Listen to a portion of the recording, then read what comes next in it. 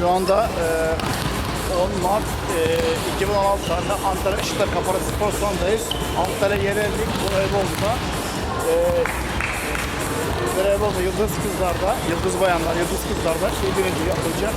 Antalya Spor'la Şimşek Gençlik Spor ile Antalya Veli Akdeniz Gençlik Spor arasında voleybol maçı yapılacak. Her iki takıma da, sporculara da, tüm fedakar sporcu verilerine de başarılar dileriz. Gerçekten Antalya'ya yakışır güzel bir maç olsun. Hak eden kazansın. Gerçekten Antalya voleyboluna fedakarı velilerimiz, kulüplerimiz sayesinde ve Antalya'ya yatırım yapanların sayesinde voleybol hızla ilerliyor. Katkısı çok teşekkür ederiz.